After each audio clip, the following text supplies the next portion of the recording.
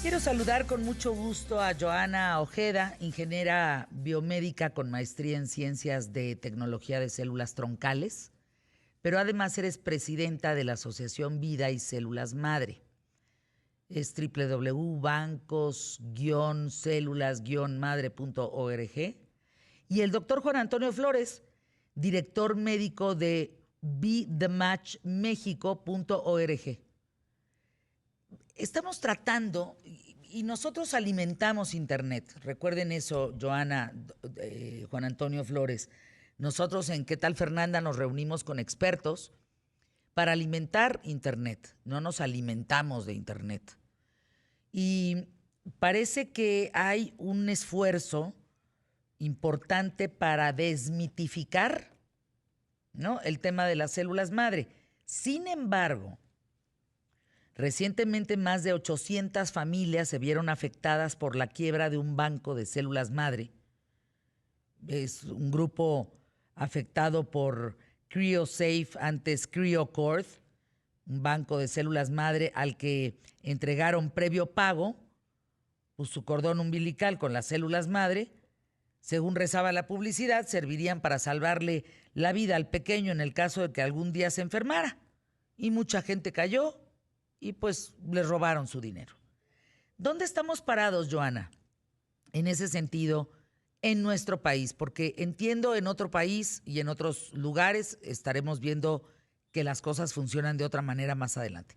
Pero ahorita en México, ¿dónde estamos parados en el tema de las células madre?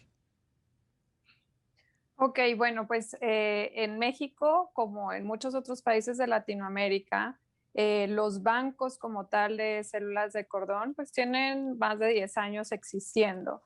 Aquí lo más importante es considerar que cuando se vaya a contratar un servicio de almacenamiento con un banco, hay que leer el contrato. En el contrato debe venir esta información en donde explique qué pasa con las células si se dejan de pagar, qué pasa si con las células en caso de que el banco por alguna razón entre en quiebra. Toda esta información al ser un contrato, un servicio de almacenamiento, debe de existir este contrato como tal que protege al cliente y establece las responsabilidades De del acuerdo. cliente y de los bancos. De acuerdo. Ahora, ¿cuáles son esas letras chiquitas? Ayúdanos a entender con qué tipo de contratos te encuentras que son los leoninos que acaban dándote en la torre y te roban, y cuáles son los que podrían decentemente funcionar.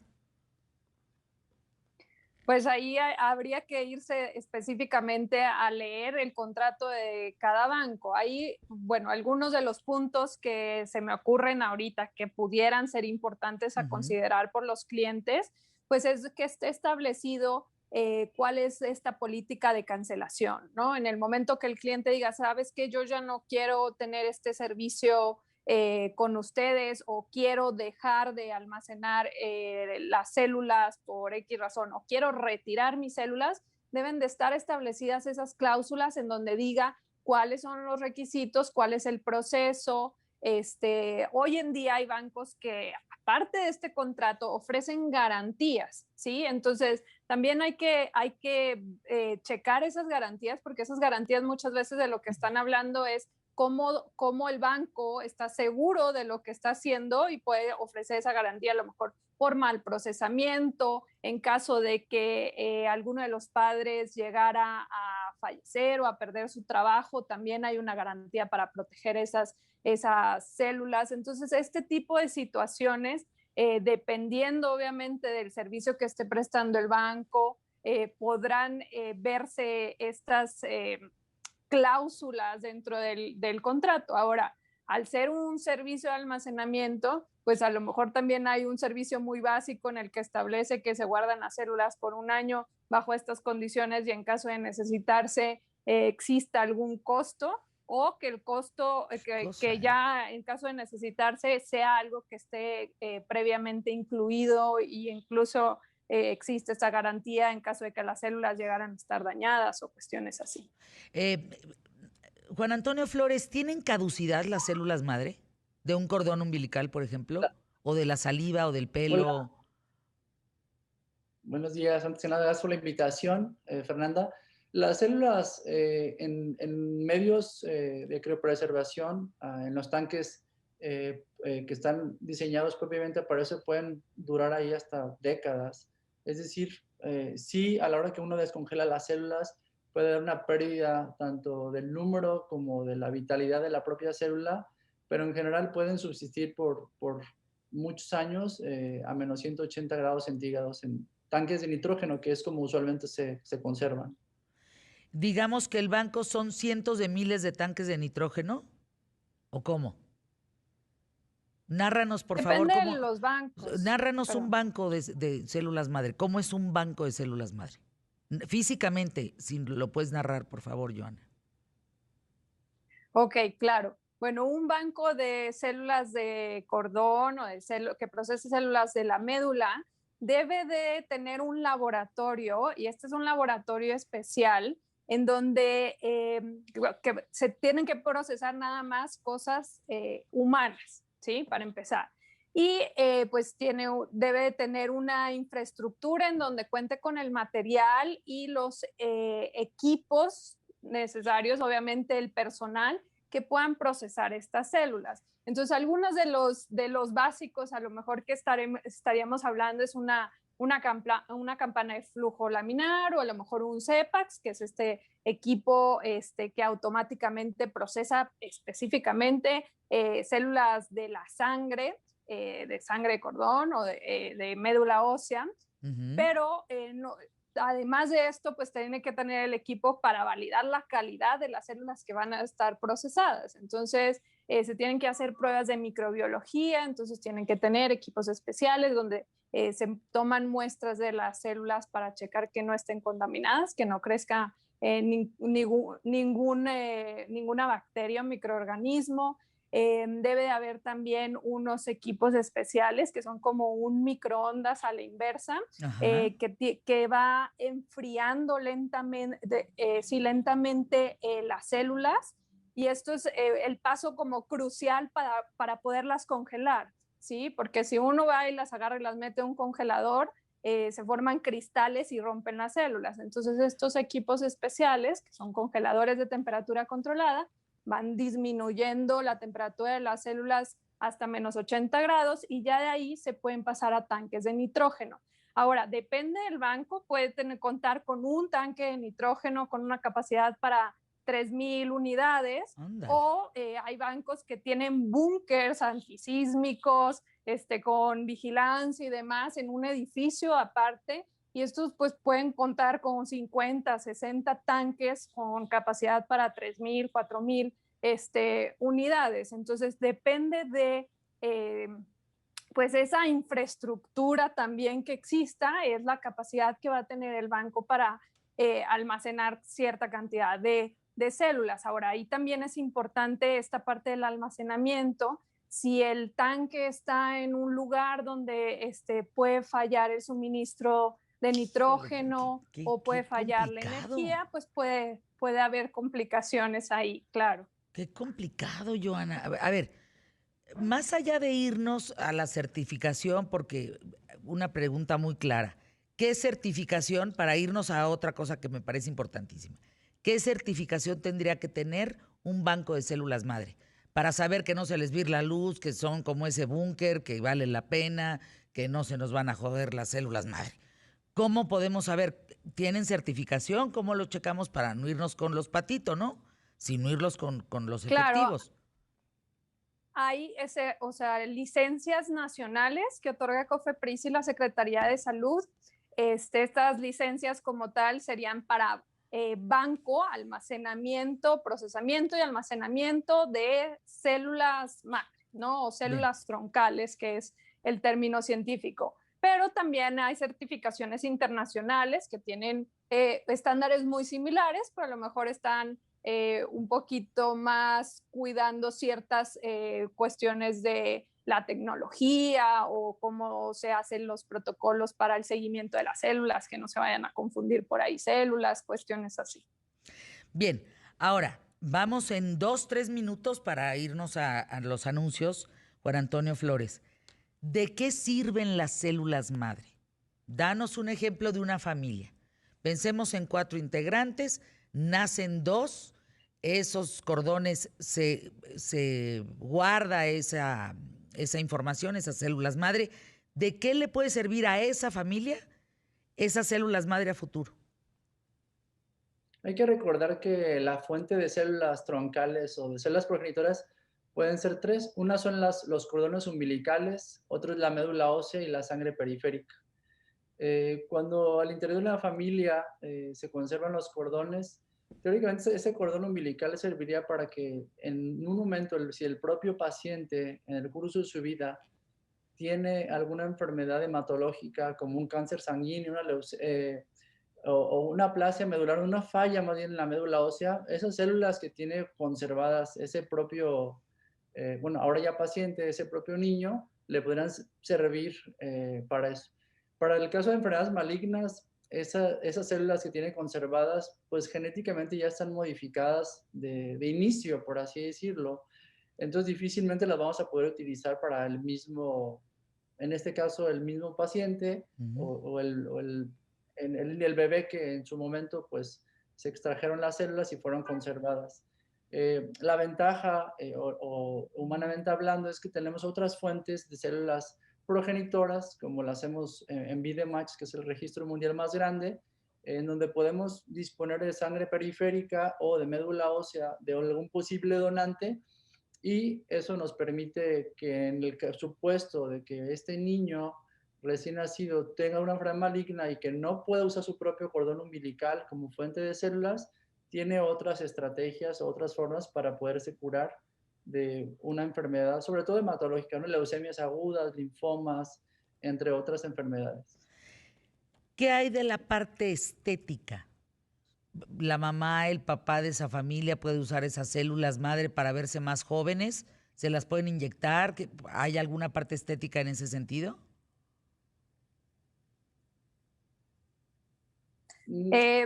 Perdón. Sí. No, en realidad con células hematopoyéticas, pues no, la investigación o la evidencia que existe para procedimimientos estéticos no es como muy buena, a lo mejor está en ensayos preclínicos, pero no es como el fuerte de la investigación con estas células. Hay muchos diferentes tipos de células madre, ¿no? No significa que ninguna esté investigando en esos rubros, pero actualmente no hay tratamientos aprobados para procedimientos estéticos con células madre. Supongamos que el hermano de la niña que recaudaron esas células se enferma.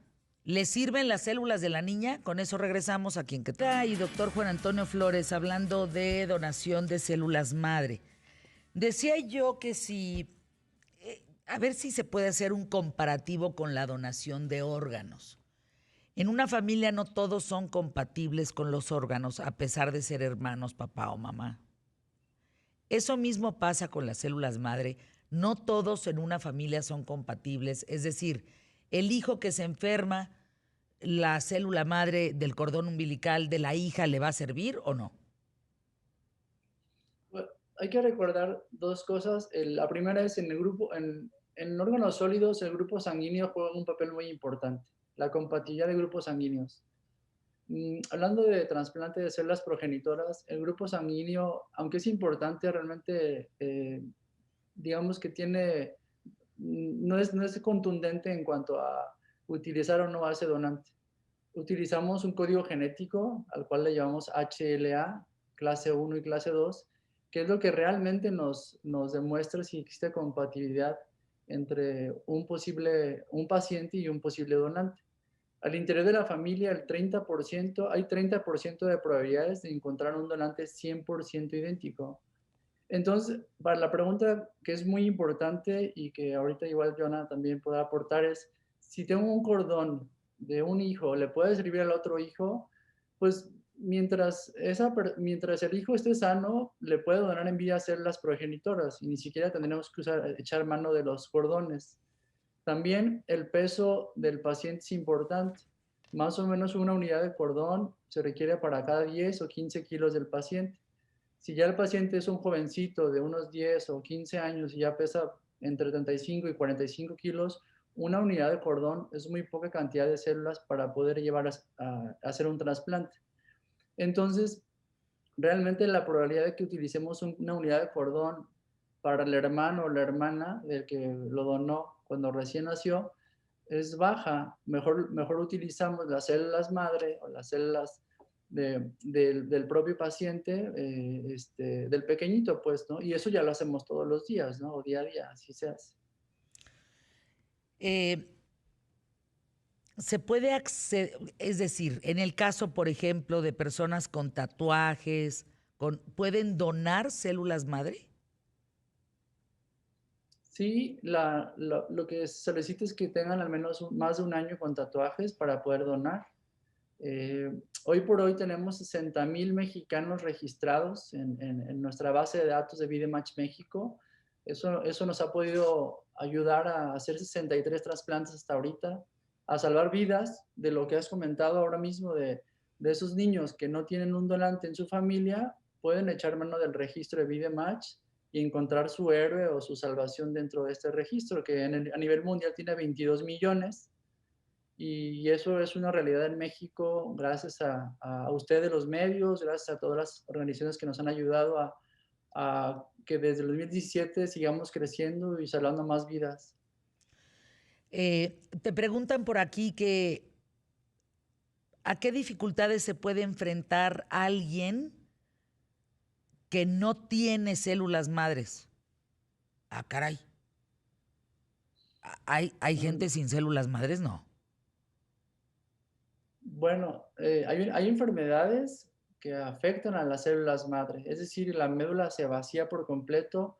No sé si a eso se refiere, a ese término le llamamos síndromes de falla medular o anemia plástica. Eso. O la otra es alguien que no tenga células madre, quizás se refiere a que no tiene un donante posible. Entonces, podemos echar mano de registros mundiales como el que acabo de mencionar de VideMatch y VideMatch México, obviamente. Y ahí la posibilidad de que encontremos un match entre 90 y 100% es muy elevada. Casi siempre tenemos entre 1 y 10 posibilidades de posibles compatibles o matches para ese paciente que está esperando su trasplante. Lo más reciente, Joana, de células madre en el mercado, ¿cuál es el avance más importante desde tu perspectiva sobre células madre en el mundo entero? Ya partimos de México, vámonos al mundo entero. Bueno, pues podríamos hablar reciente de la investigación que se está haciendo con células mesenquimales para pacientes que tienen ya un síndrome de distrés respiratorio agudo por COVID. Ahora, todo este tiempo hemos hablado de las células de la sangre, que son las hematopoyéticas, que es un tipo de célula madre, pero también existen otros tipos, como mencionaba anteriormente. Unas de estas son las mesenquimales y estas pues son células madre, también las podemos encontrar en la médula ósea, en el cordón umbilical, pero son totalmente diferentes, ¿no? Tienen funciones muy diferentes a las células de la sangre y estas células del año pasado se empezaron a investigar en pacientes que tenían alto riesgo de desarrollar lo que hemos estado escuchando como tormenta de citoquinas. Sí, esto es algo que puede suceder cuando hay ciertas como desajustes o hiperactividad del sistema inmune y las células mesenquimales se conocen porque pueden regular la activación del sistema inmune. ¿Mesenquimales? Mesenquimales. Mesenquimales. Bueno, un término en nuestro léxico. Mesenquimales. Ahora, hay un severo problema.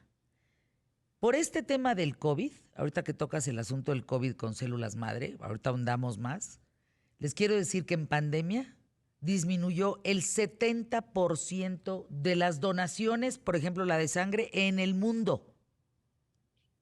Y México, pues imagínense, no canta nada más las rancheras. Entonces, ¿cómo le vamos a hacer con el asunto de las células madre? Si sangre está siendo difícil conseguir, ¿cómo le vamos a hacer con otras cosas que finalmente no hay tanta cultura? Bueno, si no hay cultura en el donativo de sangre, imagínate de células madre, pues es un desastre. Claro, yo creo que ahí podemos empezar con generar esta parte de la concientización de qué son, de dónde se obtienen, cuáles son las diferentes fuentes y como mencionaba el doctor, pues existe la opción de la médula ósea, existe la opción del cordón umbilical, existen esta parte de que si puedes encontrar un donador dentro de tu familia o si no hay alguien en tu familia, accesa a un registro de donadores como VidaMatch.